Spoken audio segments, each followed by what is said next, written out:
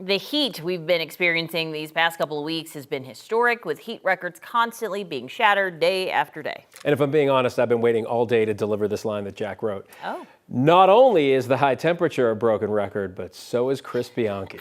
That tracks. But It's true, though. You've been saying we've been breaking records. How many records have we broken? Do you know daily records up until this point? well, first of all, producer Jack, Phil, Alex, what do you want me to say? Right. Do you want me to say it's been snowing? Because it hasn't been. That's but true. yes, it has been. Not only that, I do want to put into perspective quite a bit of this. First of all, this for the entire southwestern United States is likely at least anomalously, right, compared to average, the most intense heat wave we've ever seen on record in the southwestern United States. And again, we've certainly seen temperatures in the 80s and 90s. We get that every summer here in Denver. In the mountains, we get temperatures in the 60s and 70s. But again, comparing that to average, this sort of temperature and this widespread and for this long of a period, we've never seen anything like this, not only in Colorado, but across the southwestern United States. 14 different states have now set an all-time March record due to this heat dome, including here in Denver today, where we've gotten up to 87. That is now our warmest March temperature on record. We've hit 80 degrees 6 times, all within the last 8 days.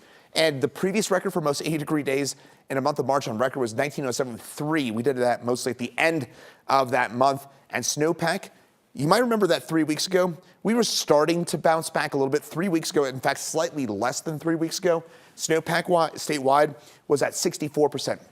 We have plummeted. We are nosediving with our snowpack, as a lot of you would imagine. We are down to 38% of where it should be for this point of the year. So there is no doubt that our snowpack has already peaked. This is going to be one of our earliest snowpack peaks on record, one of our lowest peaks on record. So what does this have in relation to a warming climate?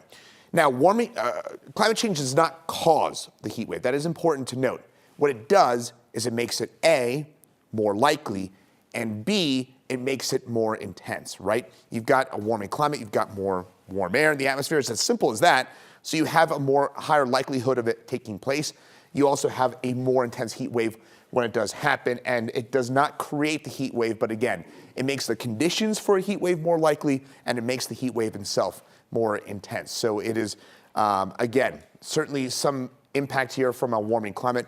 There is no doubt about that, and this is likely the most, at least compared to average, most intense heat wave we've ever seen in the southwestern United States compared to average.